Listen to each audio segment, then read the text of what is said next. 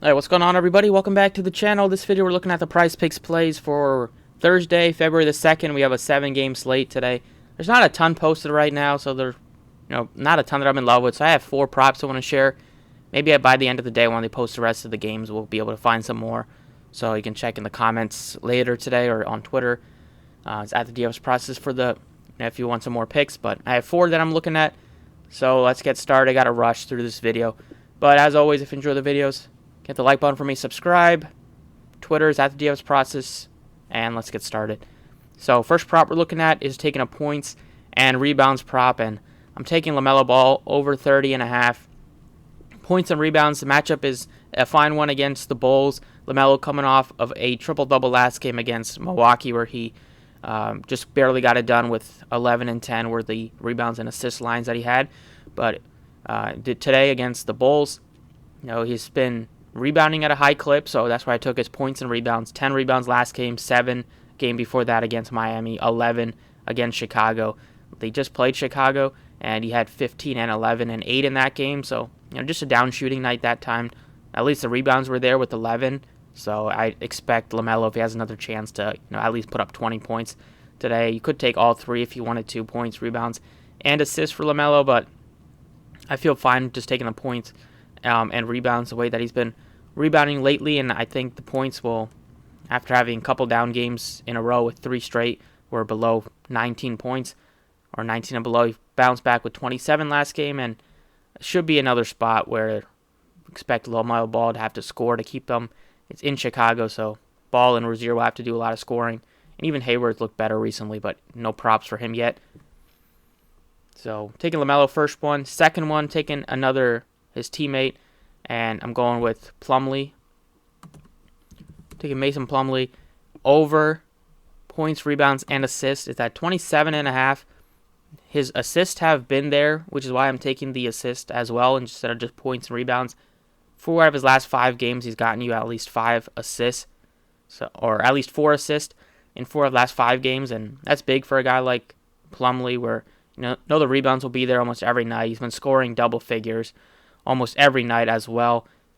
He's done well against the Bulls, 21, 12, and 4 in the most recent meetings a week ago.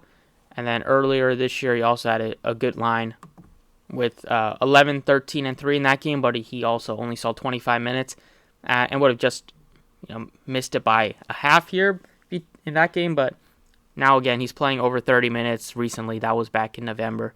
So just with some injuries and with his strong play, he's getting those extra minutes. And Vooch, they're going to need a 7-footer to match up to Vooch. Or Vooch is just going to have a feast on the glass.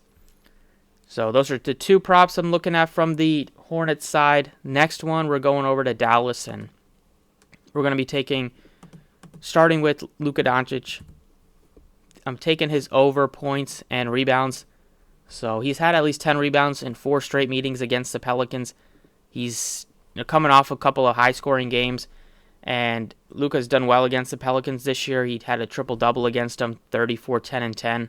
That was beginning of January, and then back in October, he had 37, 11, and 7. Game before that last year, he had 49 and 15 and 8. And then game before that, he had 21 and 10, but those rebounds have been there. So you have 10-plus rebounds in 4 straight meetings against the Pelicans. And not having Zion there, it's going to be even a little bit easier to get those rebounds if you get some offensive ones. And the scoring, he's been a little bit tough to, at least recently, tough to project. But coming off 53 and 41 after missing a game with that ankle sprain or that twisted ankle, feel like he's kind of back on track. And in this game, we've seen the Pelicans games be super high scoring. So Luka's going to have to take over, especially with Christian Wood being out again. Speaking with a guy that's been struggling on the Mavs, it's been Tim Hardaway Jr. I like his under today. I'm taking the under points and assist. It's at 16.5. He's gotten he's been scoring very poorly recently. Even without Christian Wood, he hasn't been able to have anything done. Even in the game that Luka Doncic left early in, and then the game that he missed, still a tough one for Hardaway. He wasn't able to get anything going. He's even losing a couple minutes recently with how poor he's been playing. So look at his last couple of games for Tim Hardaway. He saw 29 minutes and 30 minutes, and then typically he's been in the mid-30s, especially even high 30s at times with them being a little short-handed. But if he's not knocking down shots, there's not much he can offer. The rebounds, he's had some decent rebounding games recently, which is why I didn't take the under points and rebounds. But you could take under PRA if you wanted to. But the assist, typically, he's not much of an assist getter. He's had a bunch of games with 1 this year.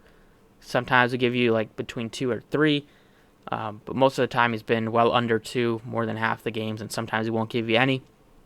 So 6 out of his last 7 games, he's failed to score more than 11 points. You could take just the under points alone, but I like the getting a little bit more safe with the points and assists, I'd say.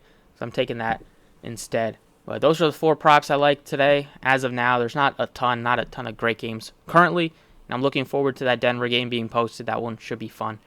But I'm taking Lamelo over points and rebounds, Plumlee over his PRA, Doncic over points and rebounds, and Tim Hardaway under points and assists. Thanks for watching. Best of luck, and I'll catch you all next time.